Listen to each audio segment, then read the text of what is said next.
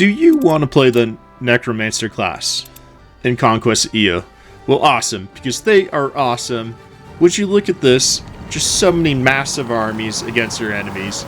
They are just so fun to play and are the strongest class by far. So this is going to be a guide on how to build a Necromancer class. Perks about this class you get is you get that Lich that could summon dead foes.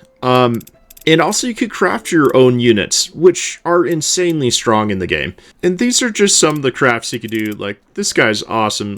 Blood Golem, he's like a shark. And this Knight is insane. This Lich is just a god in this game. Other perks, all undead walk over water. So if you keep your whole army undead, you could just walk over water. And if you put the mountain guide on your hero, now you could basically scale over anything in the game. You could go over water, you could climb mountains, stuff like that. The downside is you can't really heal them in battle, and their daily health regeneration is just shit. So how do I heal them then? Well, basically, you're going to have to put aid on any wounded army, and it will heal them over a turn. It's just a magical regeneration. And I'll put this on them once or twice, basically after every major battle, but I've never really seen like my troops really low in health. As you see, they're pretty topped off and they just had a recent battle. And if your troops die, you just revive them. It's not a big deal. And then from there, you could basically craft and make stronger units. A major perk this team has also is it's the only team that you could actually have a stack slot of 10, which means a army of 10. And how you get that is from this Necromancer's Crypt. There's an extension you get in here, which is the War Room. So the other two buildings you have built is the Warriors Hall and the Well, and these will both give you +1 each. And they don't require extensions or anything like that. So yeah, they're pretty straightforward. So that gives you +3, and then once you reach the maximum level of your tower, you'll have +7. So that's how I reached the maximum of +10. It's pretty awesome. You gotta try it. To unlock the Warriors Hall, all I have to do is get tier 4 reputation with Adil, which is right here.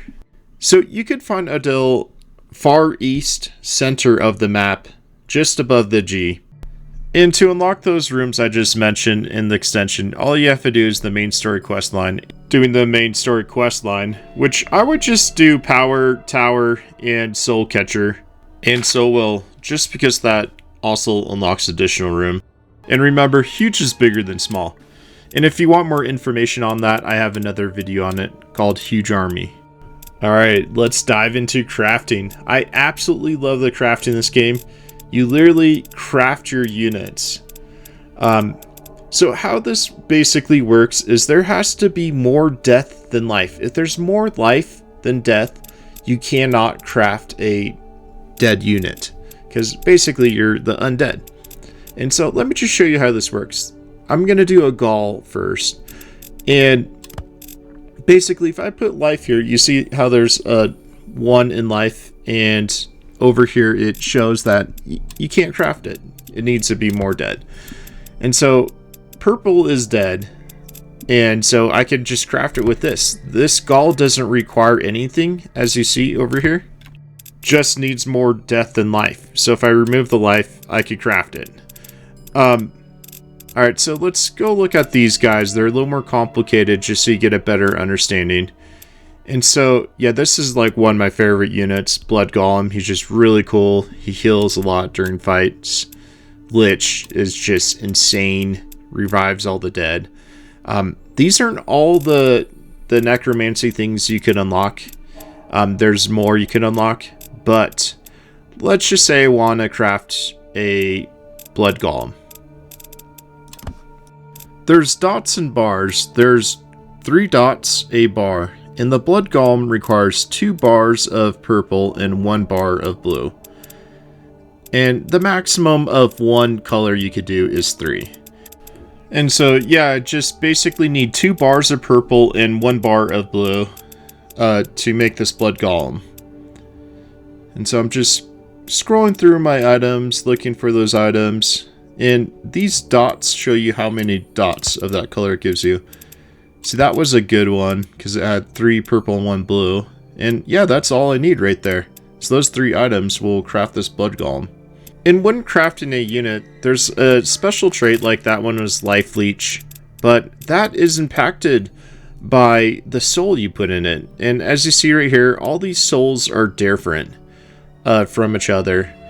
And so when you use these souls, you know, it's going to change your output of what you need to add to craft the item. But these are basically just perks that your unit starts with. It's fantastic.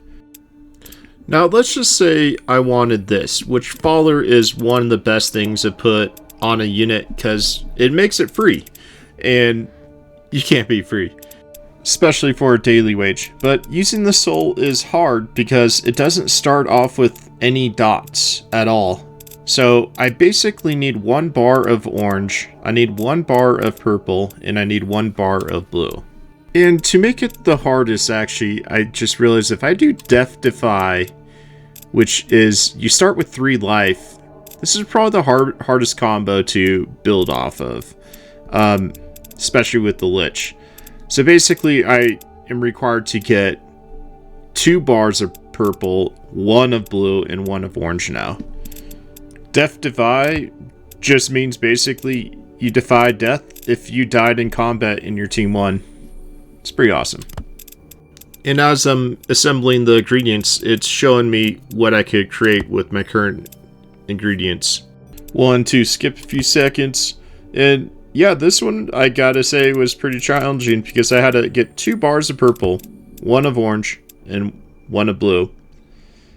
But there it is. There's the Lich, and he defies death, which makes perfect sense. Oh yeah. It's probably about the hardest thing you could craft, but yeah, just put in combos and you'll see what you can make. One of the biggest strengths about this team is just killing the enemy as fast as you can. And the reason for that is the sooner you kill them, the sooner you could revive them as undead. And these guys are super tanky, strong. Like, check out this haunted armor, dude. So what I'm doing right here is I'm just trying to weaken them so I could kill them all in one blast. So every army, you basically want to be carrying a Lich or a undead mage. That way you always have a way to revive things. So even if you're outnumbered, you could still win these matches. Tactically, another cool perk about this team is the crafted units you make basically don't cost you gold. It's all just mana. So if you bolster your mana economy, you become incredibly strong. Since I gave my mana economy a tug, this allows me to cast a lot of spells on my units. And I highly suggest Fear. Fear's a great one for your heroes or your units that are killing a ton of other units. This is a great one to put on the enemy. This is another great one to put on the enemy. Deadly Weapons is great on all your units, especially your heroes. This is a good heal if you're about to go into a fight. And the Slaver is great on your hero. Giant Strength is the best buff you could get on all your strong melee units. They will hit like a truck with this thing. It's awesome. And this Zombie Curse is pretty awesome too, because basically when you kill units, you have a chance of getting a zombie after you win the battle.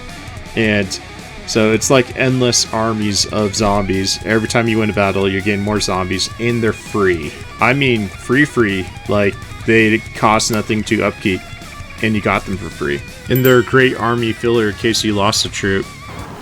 If there's anything you want to add to this guide, please throw in the comments, I appreciate it. And by the way, I only post videos about fun, addicting games, and this game is very cool. So please subscribe and throw those thumbs up. Good luck and have fun with the Necromancer class. They are a blast.